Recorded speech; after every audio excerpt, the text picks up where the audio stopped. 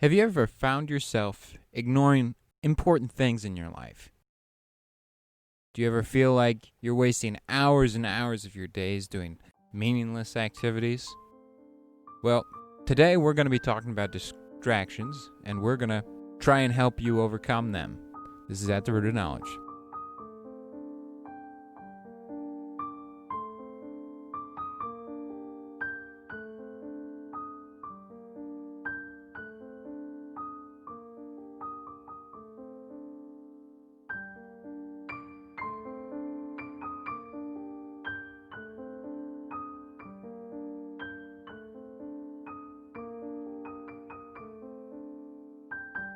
Welcome back to At the Root of Knowledge, where we discuss topics such as philosophy, theology, ethics, morality, and the ongoing conversations of life. All this we discuss and attempt to apply them to our lives and help you apply them to yours. Daniel, how are you doing this episode? I am pretty great, if I'm honest with you. Things are going well. Summer's been smooth, and, I'm just looking forward to talking about this very relevant question, because it's something that's been, I know, very significant in my life, and I'm sure that many other people could definitely learn from some stuff we have to offer. Well, it's good to hear that your summer's been going smoothly, and I'm doing pretty well as well. I'm also excited to talk about this.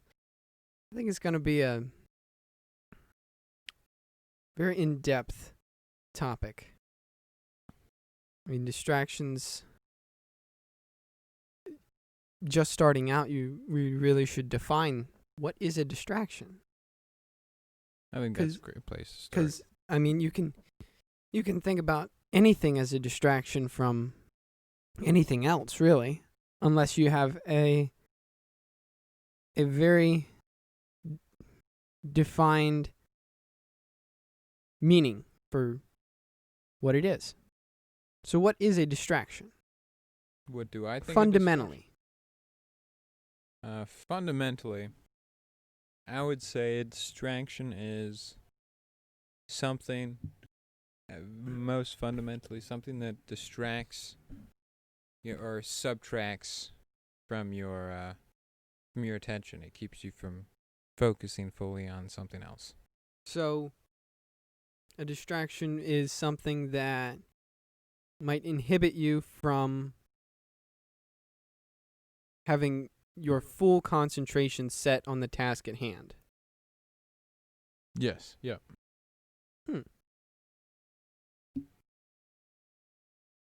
So does that mean that anything could be a distraction? Say if you are listening to music while you work. Is that music a distraction? If it keeps you from applying your full potential to your full attention to your work, then I would say yes, it's a distraction. If it doesn't, then I would say no. If you got what music, if your work doesn't suffer from it? then Perhaps you are, and perhaps it even could add to your work. Say if you're a painter and you're painting and you listen to music to help you with your creativity while you're painting. I would say then that would not be a distraction. So a distraction always has a negative connotation then?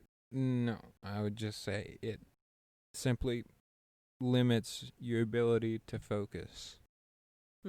Not necessarily a bad thing. Maybe there's something that you've been focusing on too much and you need a distraction from it. Especially when you're handling people. I mean, this is just from my opinion and my experience, but I know I've had relationships with people where I've just been completely worn out by this person. And whether it's I get wrapped up in their problems or I get concerned about, what type of component I'm going to have to be in this relationship to help them, or whatever, I know it's been very helpful for me to step away and, in a sense, I guess, ignore that person or ignore that person's problems for a while. And I find that a lot of times that helps me come back with a clear head, and it's not like I'm so buried in this issue. So stepping back from a problem or a task and using something as a distraction to get your mind off of it, if you will, Mm-hmm. can help you to come back with a maybe and look at it from a different angle. Mm-hmm. And, well, it could also, like, kind of help you, well, like, look at it from a different angle, but, come back with, like, a clean slate. Like, you're not. So say if you're having an argument with someone and you're both angry, Mm-hmm. and then you both go off and one of you reads a book and the other one exercises, and then you come back and you both have calmed down. In that way, it's a clean slate? I mean, I Would don't that be think an it'll necessarily a clean slate. Maybe that's a bad way to put it, but a fresh mindset, I suppose, maybe. Okay. Like, I know at So work. to clear your head. Yeah. Yep. Like, I know I've been in situations before, like, I know this has happened many, many times working on cars, as an example. So many times. I get super upset at a car because it's not coming apart, or, like, my knuckles, like, I just keep bruising them, or whatever. You've worked on cars. Yes. You know how it goes sometimes. It can be just an absolute pain. And I've had it where seems like nothing is going your way. Right. And you aren't making any progress on it. Yeah, and it's like, this is not going to come apart no matter what you do. I've had that before where, and I spent hours and hours trying to get this one piece apart, just as an example, like, in the car, and I just start to get wore out, and it's like, I'll just go take a break. And then I go take a break, and I come back, and all of a sudden I got a new and better way to look at it, and it's not such a pain to do it, and I don't. You know what I'm talking about? You ever had that experience? Where you I have, where you get wrapped up in something and it's almost as if you have tunnel vision, and that you keep trying this one way, thinking it's going to work eventually. You keep trying, and you get, at least when I've done that, I've gotten extremely frustrated. But other times, that way has worked, and it's just taken perseverance to get through it. Right. As an example, when I was working on my truck recently, and I was trying to get a bolt out that was stuck, and I kept trying, and I couldn't get it. And eventually I did get it to come out, but it was only after persevering time after time after time. Although I did have to try new ways and ask different people's opinions on it. Right. So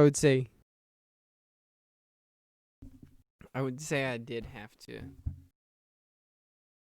have a distraction.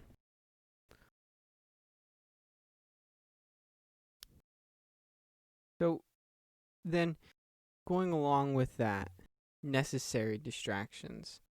How do you know when a distraction is necessary? Is it something that other people can see? Do just you know it? Everybody knows it? What's the criteria for a necessary distraction? Well, I think there might be necessary distractions. I think there's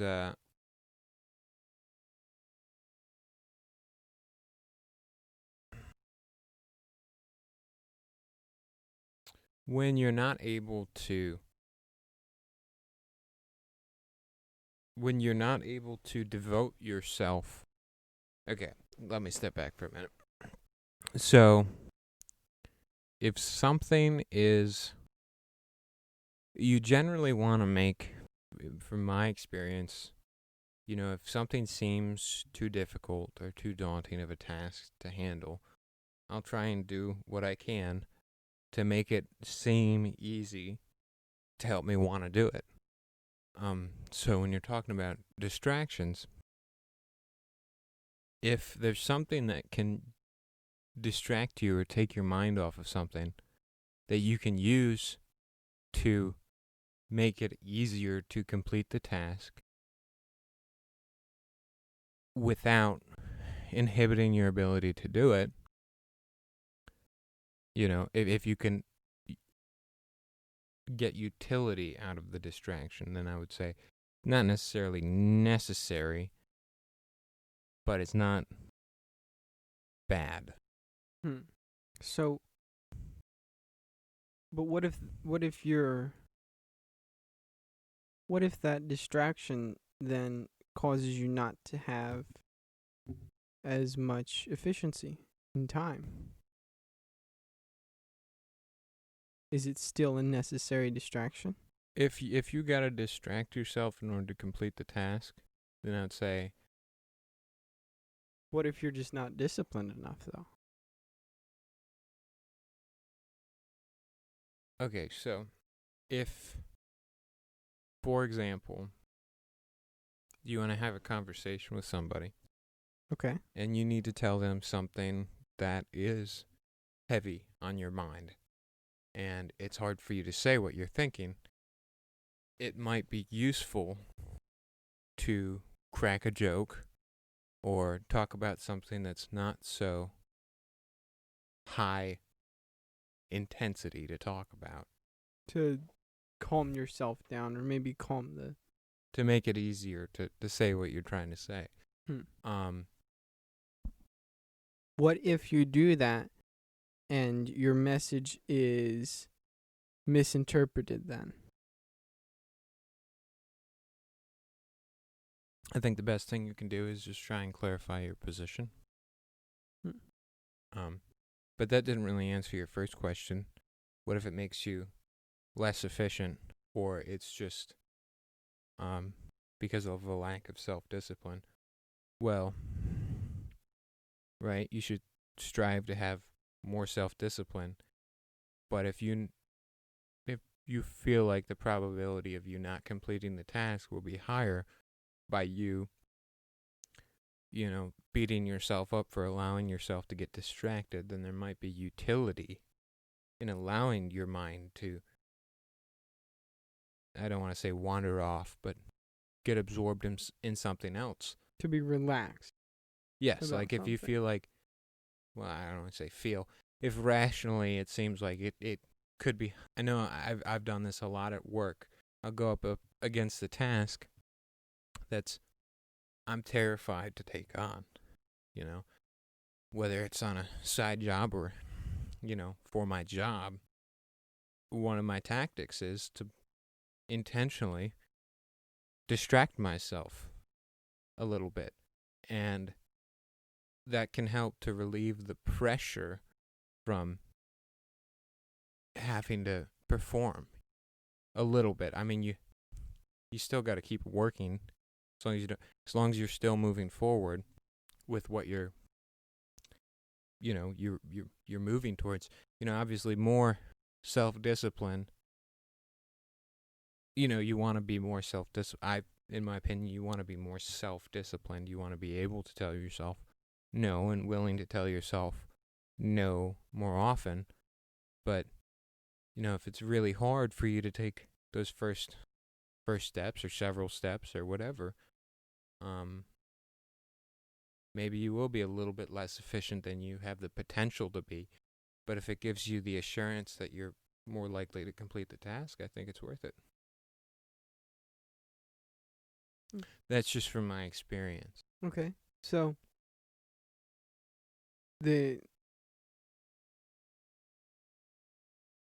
it can be necessary to take a break and to get your mind relaxed and to get back on track, if you will, and to intentionally distract yourself from a task especially if it's a very daunting task. Yes. I mean, So then, I don't know if I would use the word necessary. Useful. I would say. useful. Okay.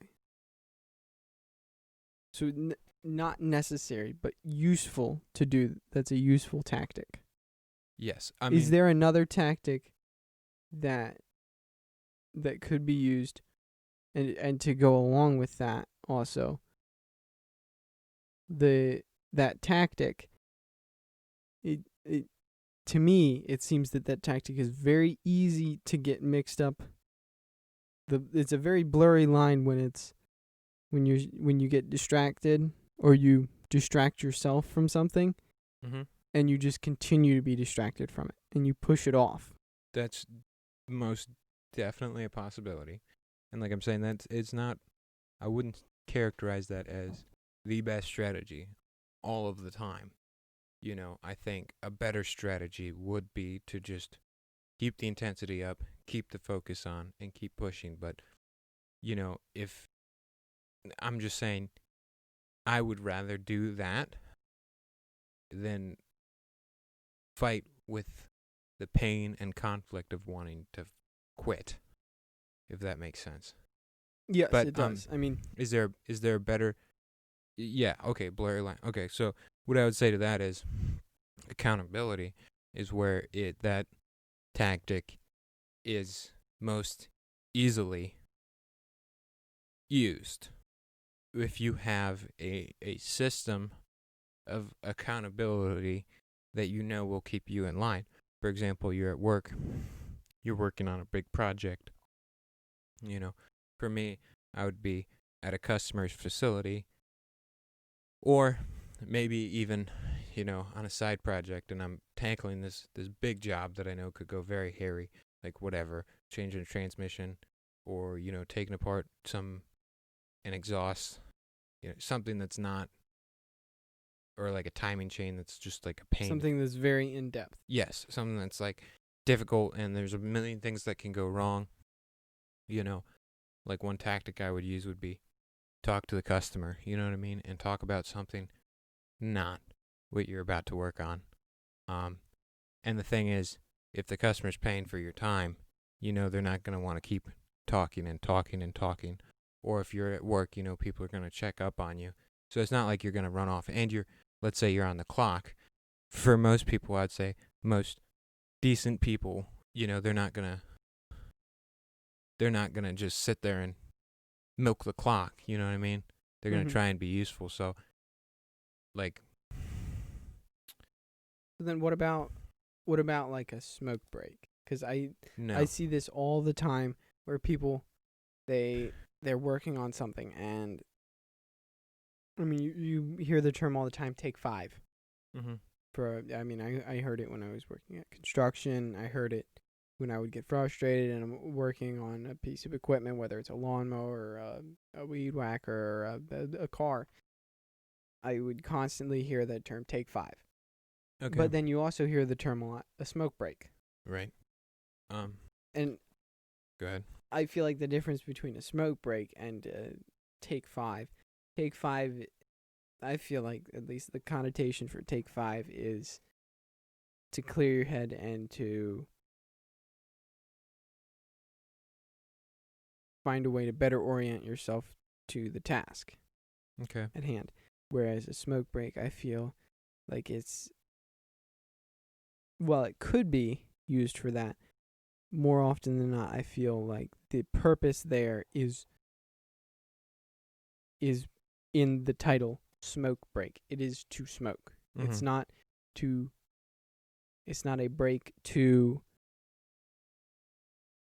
figure out how to do something better, to brainstorm new ideas. It's a smoke break to smoke a cigarette. Yeah, or just ignore. Or, well, taking breaks. I don't know. I feel like sometimes they're necessary. I think that's something that kind of has to be at least understood between whoever's giving the money and whoever's getting paid. You know, like if you're getting paid to work somewhere, you're not getting paid to smoke. But if it's understood, a lot of bosses are chill like that, like whatever. They do understand that. And especially when you're working, sometimes like you're going to be a lot less productive if you don't take a break. I can say from myself, from personal experience, especially when I'm working on cars or inside machines. Like I'll be working on a car, and like a really good example of this would be you're working on a fuel system. You're pulling out a gas tank, or you're changing a fuel filter. That stuff smells.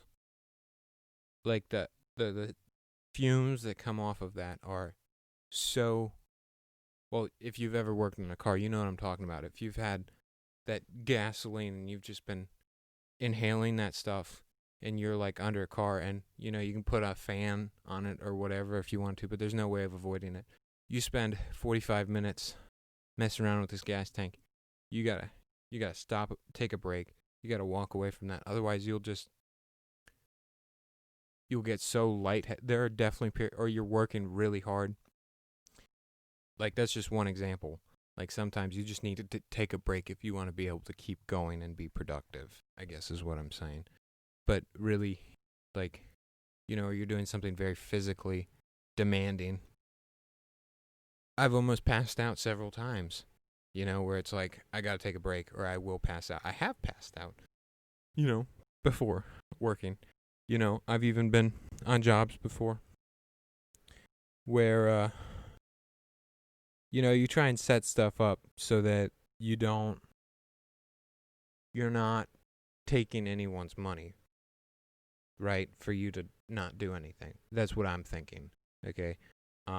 But let's say, for example, like you try and set it up so that when you're going to take a break, you're also going to do something else, like call the office, or you have a question for a coworker and call a coworker or whatever. But maybe I'm getting a little bit off track. But especially working on my own, yeah, I do take breaks, Mm-hmm.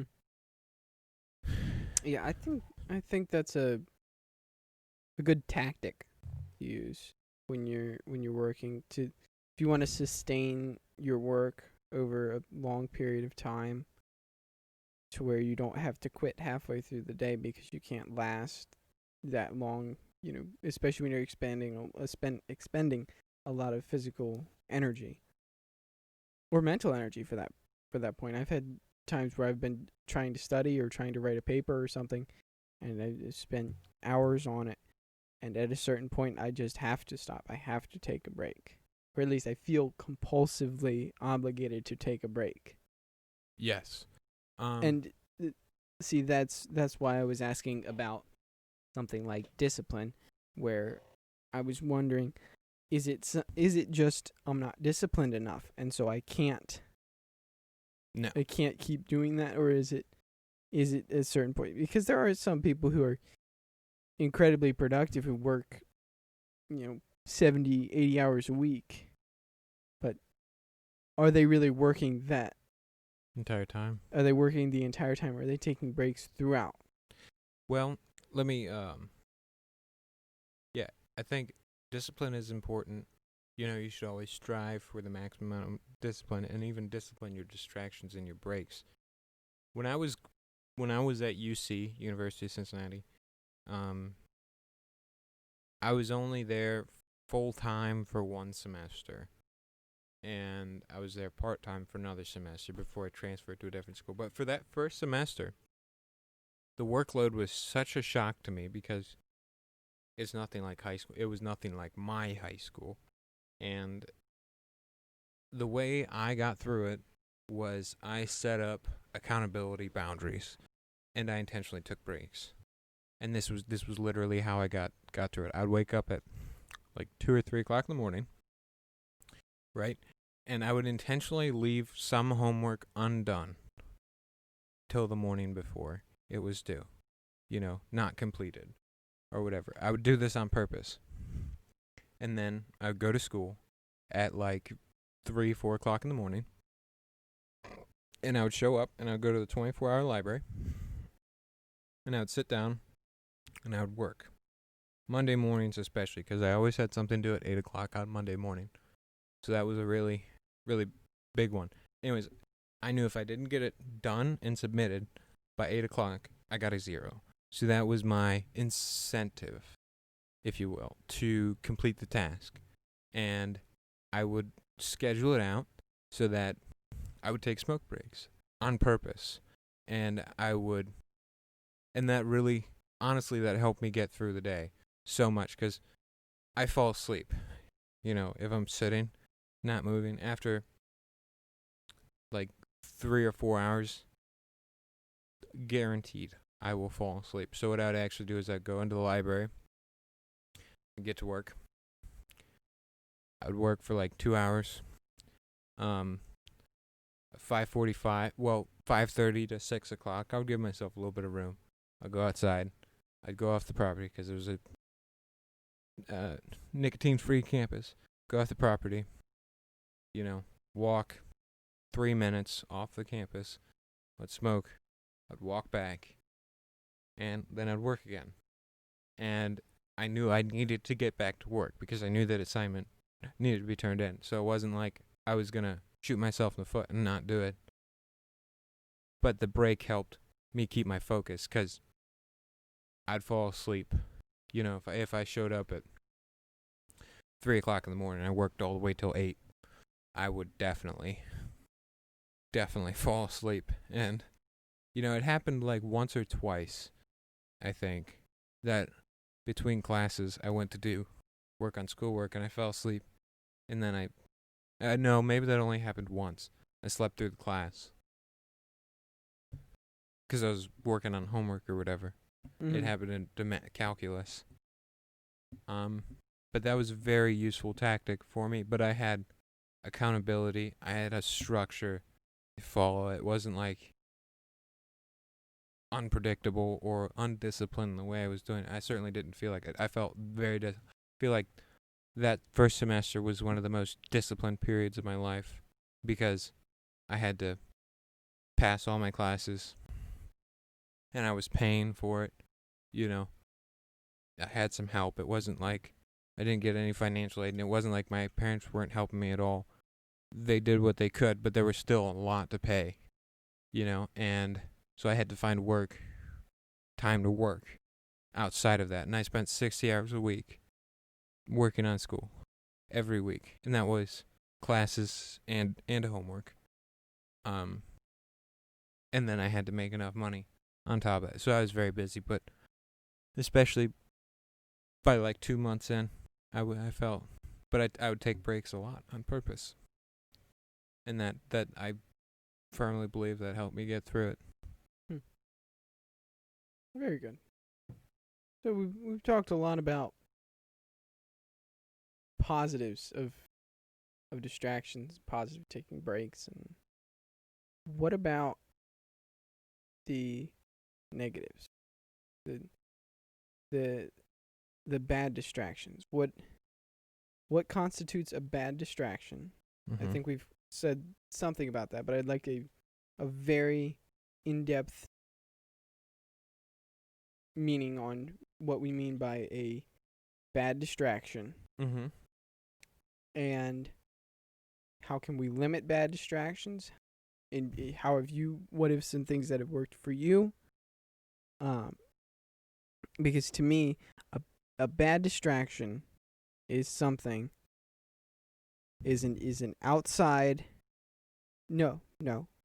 It doesn't have to be outside, because you can get caught up in your thoughts. Mm-hmm. And you can waste time thinking about something that is not important at the time. So I would say something that is not applicable to the current situation, but takes up valuable time, is a bad distraction. If that distraction has no utility. Okay. Which is not an easy thing to define either, because you have to know if something's giving you if something is a utility to you. If it's a tool that you can use, as you were saying, it helped you to study, it helped you to stay awake, taking a break and going for a walk and smoking. And that served as some form of utility for you. But a distraction, say, like playing video games, Mm-hmm.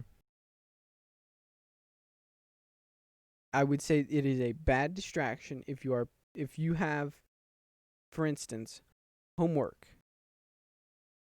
Everybody knows what homework is. Right. Everybody's had it at some point in their life. Some people have it all the time. If you have homework or you have a project that is due, and you know it is due, you purposely neglect your duty to finish that project, and instead, in this instance, you play video games. That is a bad distraction. It is not adding anything to the task that you know you should be doing. Moreover, it's taking away the time that you had to do that. Right. Yeah, and from my experience, when I have done that, that was super bad in high school, and that definitely happened when I was still in college, and that definitely still is the case. I would not say I've defeated, I think, what you're trying to talk about. When you use something to ignore something you should be doing, and I don't know, at least I feel like it gives you the worst feeling of anxiety when you come back to terms with, oh, I still need to do it. It's horrible. Yeah, I guess I would classify a bad distraction as something similar to what you just described, where you absorbed your focus, your energy into something that's keeping you from doing something you should be doing. I feel like more often than not, you know when you're doing it, whether or not you're willing to admit it to yourself. I know I do.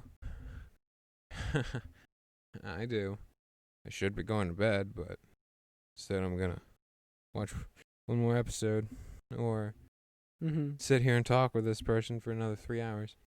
And there's also sometimes you gotta weigh, because even a conversation can have some productive element to it. Right, it could be more important than that homework Exactly. assignment. It could be, but that's something that you got to look at from an outside, try and remove yourself, I guess, in a sense from that I wouldn't decision. say remove yourself. I would say keep your future self in mind. Right. Okay. Ask yourself, like, okay, so in that instance, I can stay here and talk with this person for 3 hours, and maybe I'll have a very productive conversation. I'll learn something. Or they'll learn something. Something useful, or they'll learn something useful. It will be productive. Mm-hmm. Or I can go home, go to bed, and I can wake up early enough to do my homework before it's due. Or get to work on time. Or just have enough sleep to work properly at work. Exactly. Without my boss complaining about how sluggish I am. Mm-hmm. So there I would say keep your future self in mind. Think about your future self and put it in terms of, if I was in that person's shoes, like if I was in my future self's shoes, how would I feel about this? Because there have been plenty of times in my life where I'll do something and I'll say, oh, I'll figure it out later. Mm-hmm. Or I'll worry about that later. Right. And then later comes, and it's a crisis. Or you just ignore it again, and then it's a problem. And yes, and then it's a problem. And you keep ignoring it, and then it becomes a serious problem. Right. So I would say it's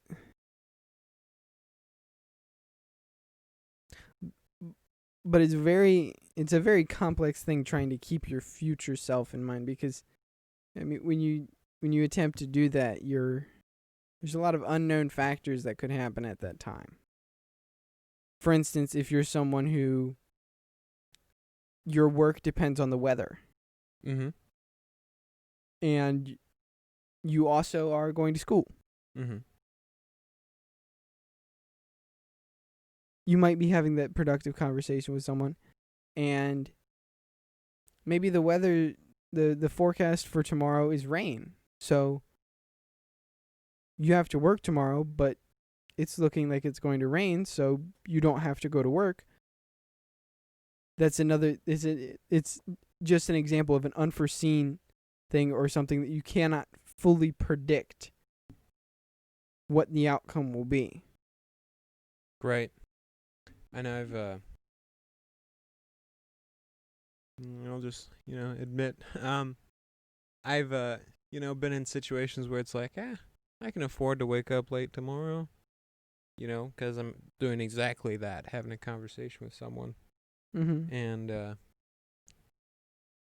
it'll be okay. And you have a rough plan for tomorrow, but you didn't have like a time set for when you're going to show up, like whatever you're doing, yard It's work for just somebody. Whenever it happens, whenever I wake up, I'll Right. go. Even though really, that you probably should shoot to be there, earlier, like let's say 9 o'clock or whatever, because you have a lot of work that this person wants you to do. Like, I've been in that situation a lot, especially on like Saturdays and stuff.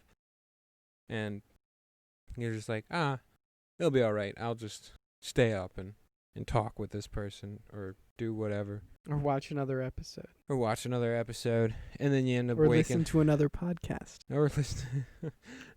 I end up rolling out of bed, like 9:30, 10 o'clock, and being like, hey, I'll be over around 11:30, noon. And they may not say anything. They may be completely fine with it, but you certainly didn't get everything out of that day that you could have.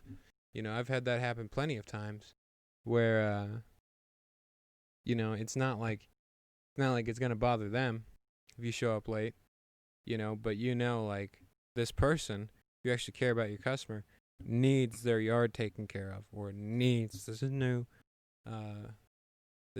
toilet installed, or whatever. Right. Needs their car fixed. Or they need their taxes done, or whatever. And to go along with that, it's not just caring about the customer, it's also, well, if you get paid by the hour, hey, I could have been there at 8 a.m. and then worked till 5 and or whenever they kick you out, or 4, or whenever they kick you out, and gotten 8, 10, 12 hours. But instead I'm going to show up at noon and I'm going to get 5 hours. I've been in that exact scenario so many times. And then later you feel like, I should have really been here at 8. And I find myself in that situation a lot, where it's, I should have done that. Yeah. I should have done it differently. I should have not allowed myself to be distracted. I should have, and that is a huge thing for me. Something that I've been struggling with a lot lately is knowing that I should have done something differently, or reflecting on how I should have done something differently, like, yeah. Go ahead. In like high school, it's like, oh, I should have tried harder. I should have applied myself more in class. I should have strived to get better grades. But I didn't. And then it's like, well, what's the result? The result is you don't get into the college you'd like to get into. You don't necessarily reach the potential that you could reach.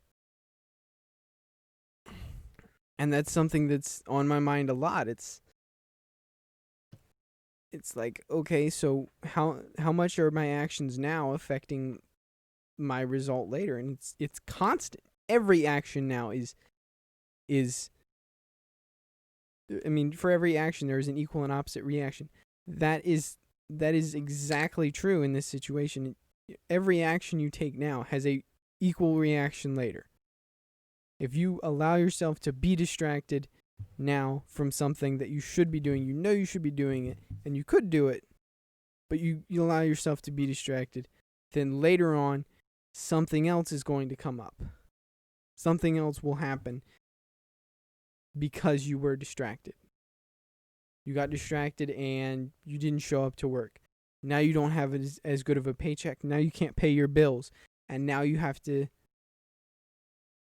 Now you don't have phone service. Now you don't have electricity. Or even, well, now you failed to impress upon your boss or the customer or whatever, and now you're much less likely to get that promotion or have that trust put in you. Or get a raise or have a job. Or Yep. It's endless, the amount of things that could happen in the future because of what happens in the present, good or bad. Right. Yeah, I mean, if I'm honest with you, man, I've let distractions get in the way of so much. And a lot of times, probably, honestly, all the times, but, it's a willful distraction that's unnecessary. And I think a lot of times it's just laziness and wanting to ignore stuff for a while. Even when I shouldn't, when I should stay focused. And also a lot of times it's just bad prioritization, not working on the more important thing first. Like, there are two things that you think would be good to do, but one thing is really more important, even though you want to do it less. Like, I find myself prioritizing the things. I like how you put that. Stephen Covey actually has a very good philosophy on that. He compares things, at least he advises that you compare things in two different categories, one being importance and the other being urgency. Mm-hmm. And I think that's kind of what you were getting at there, was that, one thing may be very urgent that you get done. It might be very urgent that you get your taxes paid because they're due next week. Right. Or whatever. Well, filed. Yes, but also that's something that would be important too. That'd be urgent and important, yeah. But something that might just be urgent is like a trip tomorrow. Yeah, I want to go on a road trip this weekend. Or somebody or invited everybody's you to going play. on. My friends are going on a road trip this weekend, and I want to go with them. That's urgent. Mm-hmm. That's happening this weekend. Right. That's happening tomorrow. Who knows? But at the same time, you need to go to work because your boss has scheduled you, and he's relying on you. And if you do show up, you have say all of this is coming together very, very well, and you have a performance review on Monday. So if you show up and put in a little extra time, it'll look very good, and you'll be able to use that in your performance review and say, "Hey, I deserve this raise. I've been going above and beyond." But that means I've been helping you guys like crazy. So that's important. Mm-hmm. That's something that's very important. That's going to affect your career. Right. But it's also urgent because it's happening Monday. Right. So that would be the case where you have something important like your taxes that need to be done by next week.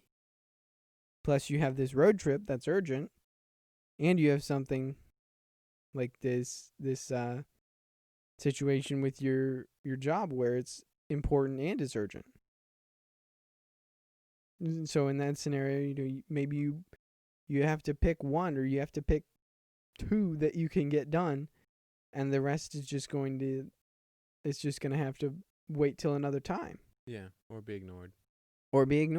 And in that situation, you could do exactly what you want to do and ignore both of the things that are important and just do what's urgent. Yep. Just say, I'm going on a road trip. Tough luck to my boss. He can find somebody else to help him this weekend. on Monday, hey, I've been at this job a long time. I've been really loyal. I've been, doing my job well. So I should, still be okay. And maybe you can. Maybe you are okay. But there it depends on what is important and what is urgent. Yep. Yeah, I mean, I've I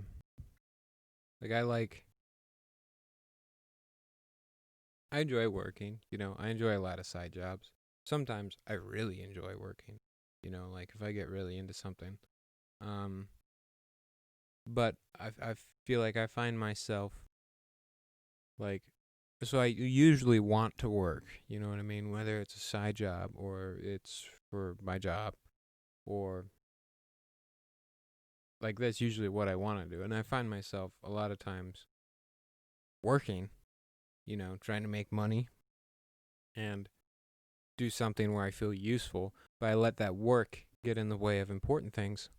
Like, for example, an issue with the IRS or filing taxes, just as an example, or a big school project, or like an exam that I know I have in 2 months that I should be getting ready for right now, or even cleaning my room, you know what I mean? And I'd rather just go do the work and make money than do the other thing that's really important and I've just been putting off because it's not urgent or I just don't want to do it. Yeah, and another thing that comes in there, at least comes to my mind, is excuses too. At least for me, like after a hard day at work, like the last thing you want to come home and do is clean your room. Right. Or have to do homework. It's or like file taxes. Yeah, it's like I just worked all day Mm-hmm. and I'm tired. I want to relax and unwind. Do nothing, yeah. I want to relax and have a beer. Exactly, yeah. Whatever. Yep. And that's a lot easier to do than come home and keep file working. your taxes, or Yep. come home and work on your side job, Or clean your room. or clean your room, or fix your car that or needs work done on it. yes, but you just keep putting it read a off. book and invest in self-education. Mm-hmm. It's a lot easier to just relax, and Yep. maybe sometimes you do need that. Yeah. And it can be very, very difficult to not get in the habit of doing that constantly. I think a trick, which I've had probably more success with this tip. I've had more success with this behavioral, I don't know if it's a behavior and attitude tip, but like to be able to do those things, and I'm not saying this is easy, but if you can find a way to make yourself want to do it, it's astronomically easier. You mean to incentivize yourself to do it? Or just like to say, hey, maybe you're the type of person who likes going out and getting coffee. mm-hmm.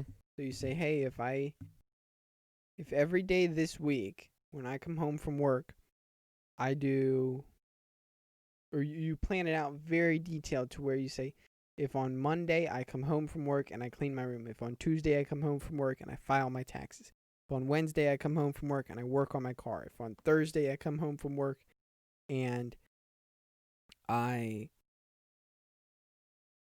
exercise, and on Friday I come home from work and I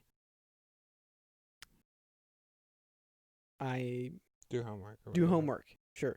Or if it's something that's very you don't want to do normally. Yes.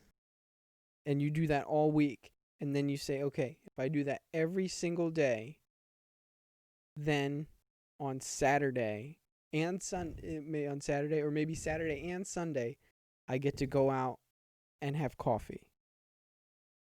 Like I get to go out and buy like an expensive coffee drink, not just any coffee drink. Yeah. Like something from Starbucks or whatever, the local coffee shop. That's one way to talk about. I was more talking about like putting meaning in the task.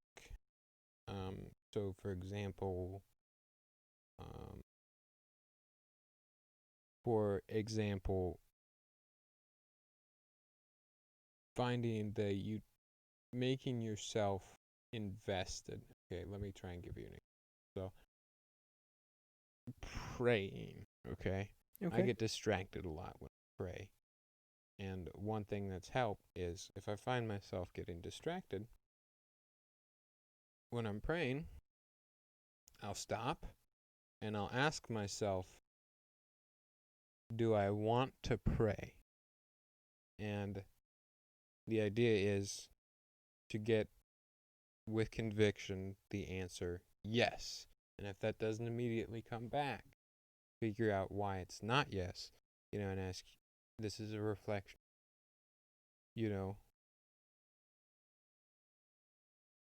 my commitment to the prayer and asking God for help and, just trying to be calm. And that's more or less what I mean.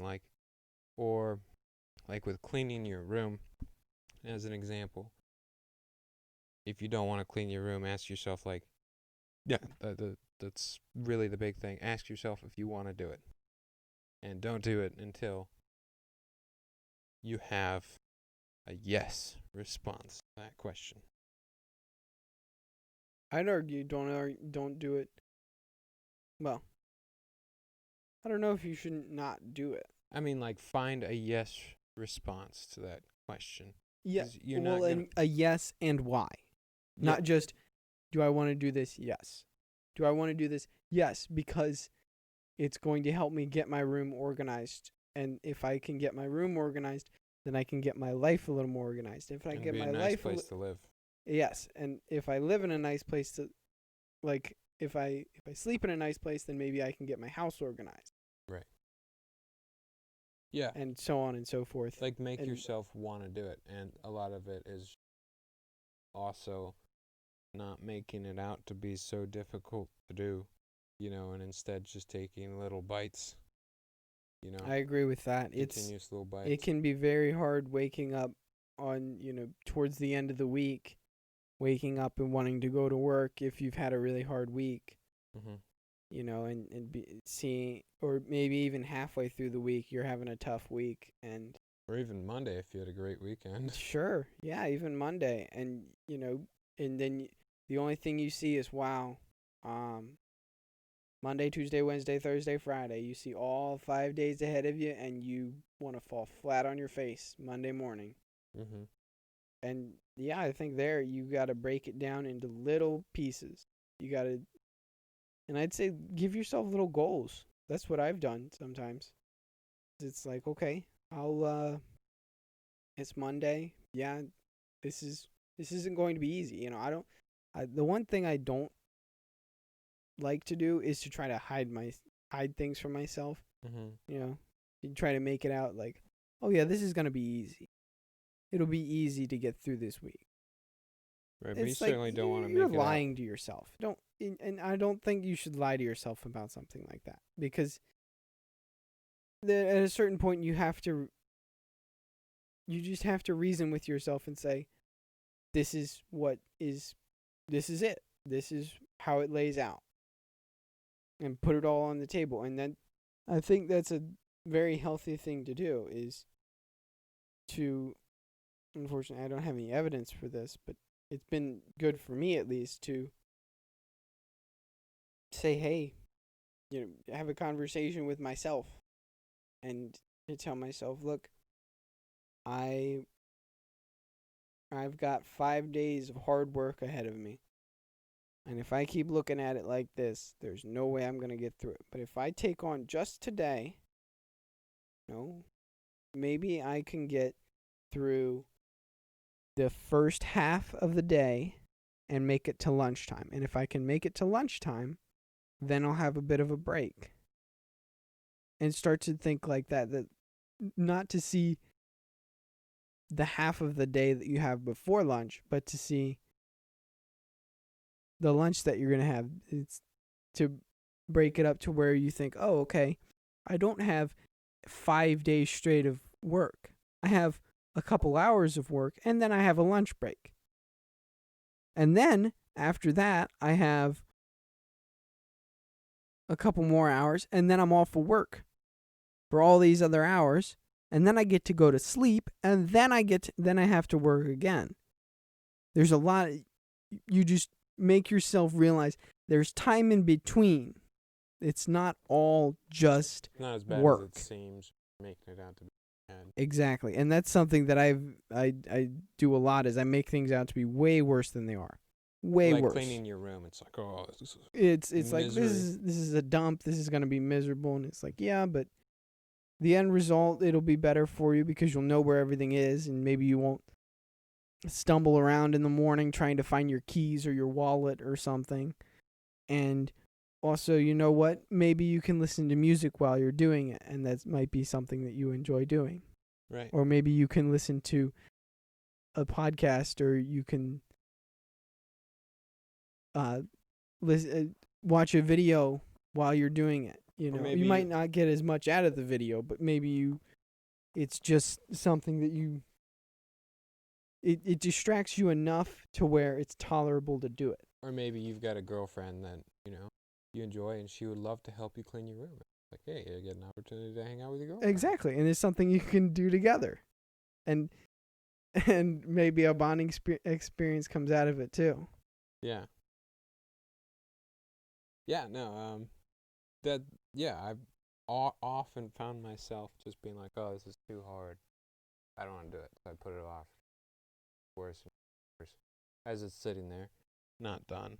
And just continue to distract myself with something else. Well, this is important. I can justify doing it.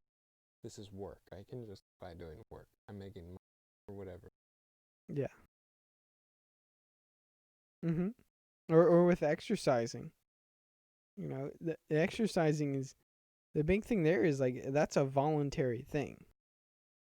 Like you don't have to exercise. Down the road it may cost you, but you don't have to. Now, if you're the type of person who says, "Hey, I'd like to have a nice physique and I'd like to be able to lift heavy things, or I'd like to be able to look at the mirror and say, yeah, I'm confident in how I look. I'm not self-conscious about my weight or about some other physical characteristic of you, then that's something that you have to make your mind up to do. Right. And that's a voluntary thing, as opposed to something like work. While it is voluntary, you don't have to work. But you do have to eat if you want to live. Exactly. Or if you want to be successful. Right. You have to do it. Right. And so in a way it is voluntary. It's just maybe a little less voluntary. I mean, for your survival reasons, I would say it's less voluntary than exercising. Right. Like you can survive without exercising. Yes. But you're going to have a very hard time surviving without working, making money, having at least some kind of job. Right. Or at the very least, like working to make your own food, which not many people do nowadays, especially around here, but it's a viable option that nobody looks into. Instead of exchanging your time for money and then buying the food, what if you just exchange your time for food? Not many people take that route, though. It's old-fashioned. Sorry to distract from what we're talking about, but yeah,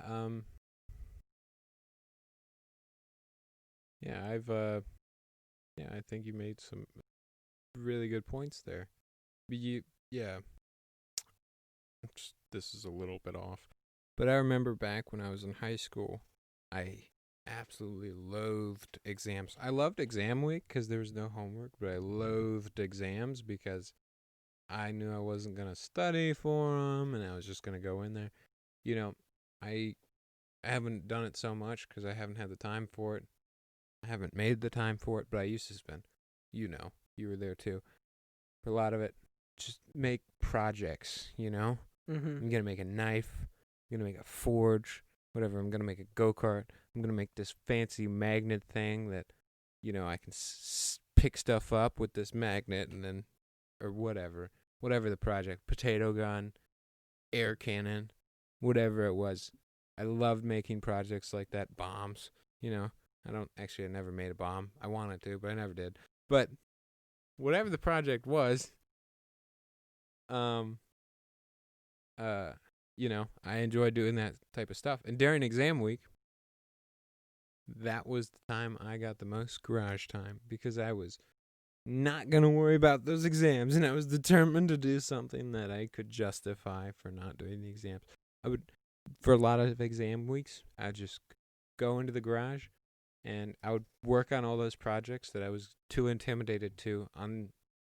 Normally I'd have been too intimidated to finish these projects, so I knew they were going to be really difficult. And I'd do them all during exam week because I'd rather face that project than deal with being inside and mom being like, "You studying for your exams?" Yeah. And so I would literally. Well, that's actually a good way to put it, because that spurred a thought that I had. A justifiable a distraction. Yeah. Something that it's really a bad distraction fundamentally, but it's something that you justify, like, oh, I should be doing this because I've rationalized it in my head to where, I can figure out how to do it that way. Excuse myself. Or excuse yourself. Or you use somebody else. And I've been guilty of this. You use somebody else to where they're like, where you tell somebody else what the situation is, and then you say, "Hey, I was thinking about doing this," and they're like, "Oh yeah, that's fine." And that way you use somebody else to justify why you're being distracted. Alibis. Yes. That was the worst. But yeah, exam weeks were always the most productive weeks. But for doing everything other than for exams. everything other than school. Yep. School, it was the least productive. Mm-hmm. I would literally, during exam weeks, I'd get home from school. I was so productive working in the garage. I would get home from work or school, change my clothes, go out to the garage, work from 3:45 all the way up to 12:30 at night. I'd just be working in the garage, whatever. Go inside, go to bed, wake up, go to school, take exams. God, it was horrible. But I would rather do that than worry about exams. It was really bad. Really bad. I've had plenty of distractions like that. But I mean, good distractions, bad distractions. I think really it's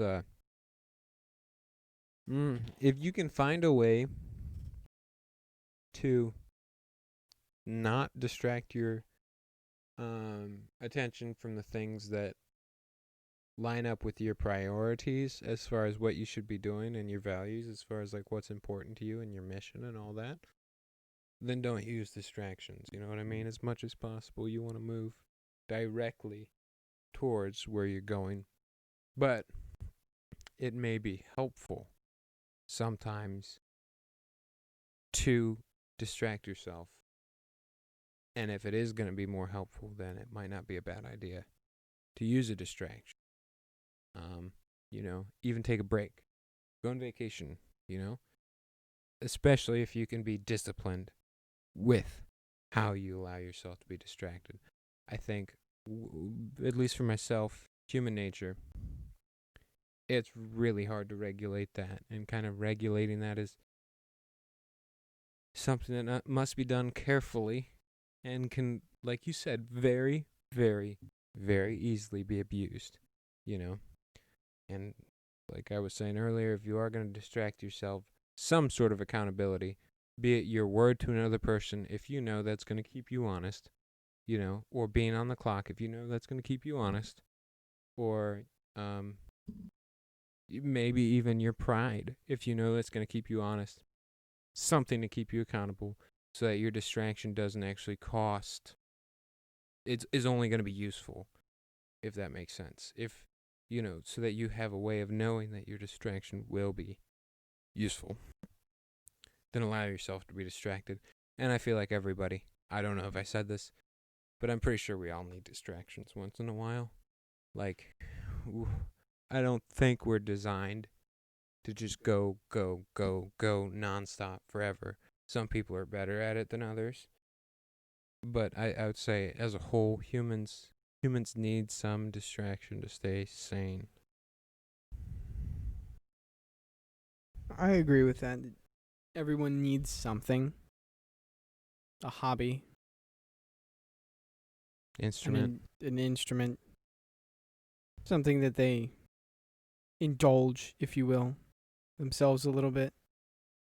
Going to the park, going hiking, camping, Fishing, fishing, whatever. Hunting. Reading. Hobby's a big one. Hobbies are a huge one. But it's, we can state it over and over again, and it's just true that it's very easy to be sucked into that distraction. And abuse it. Mm-hmm. And to rationalize it, too. To rationalize that, hey, this is a good thing that I'm doing this. Especially, you can even use the example of reading books. I'm reading books, so I'm gaining knowledge. It's yeah, but you aren't going to work. Right. You're gaining knowledge, but you're losing money. And as much as the knowledge is useful, right, your house is going to get foreclosed soon. Yeah,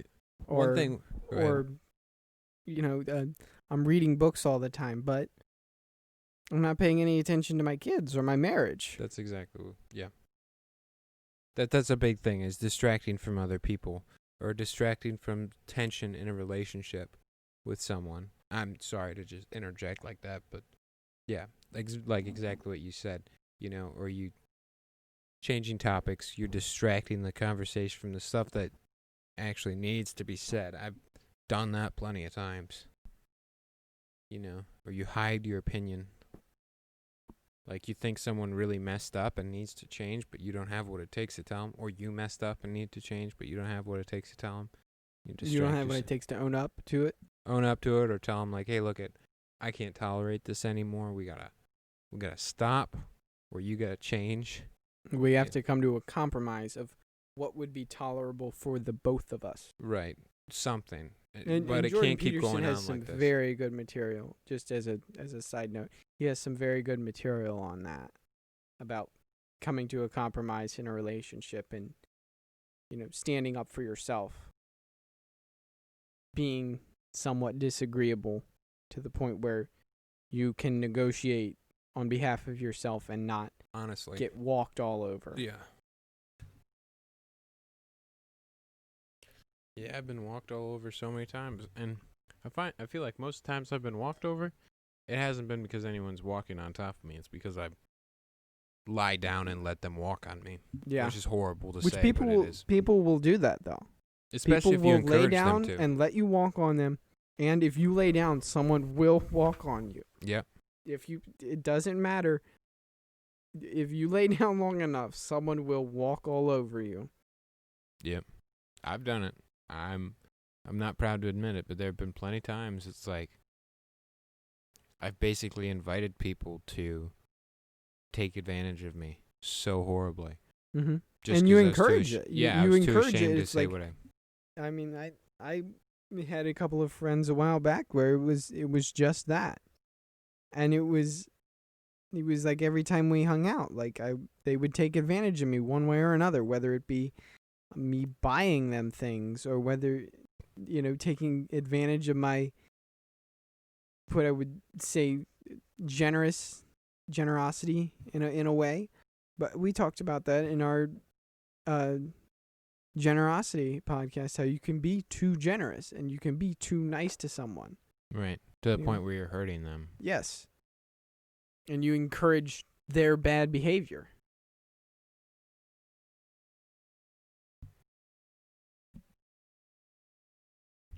Well, thank you for joining us in this episode on distractions, where we talked about what a distraction is, how to know when a distraction is useful, if breaks are distractions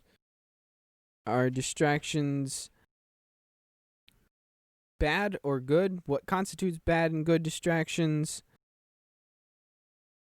how it's important not to distract yourself from your goals and priorities, how distractions, when used with self-discipline and accountability, can be useful, and our conclusion that all humans do need some type of distraction to stay diligent over time. Well, I think you hit pretty much all the main points we talked about. I'm not going to add anything more, but thank you for talking with me, Phil. It was a pleasure, as it always is. Well, you're very welcome, Daniel, and thanks for having this conversation with me. I feel like I learned a lot, I'm and glad I'll try to implement some of this into my life. Exactly what I was about to say. I feel like we discussed many things that, however, I know many of them.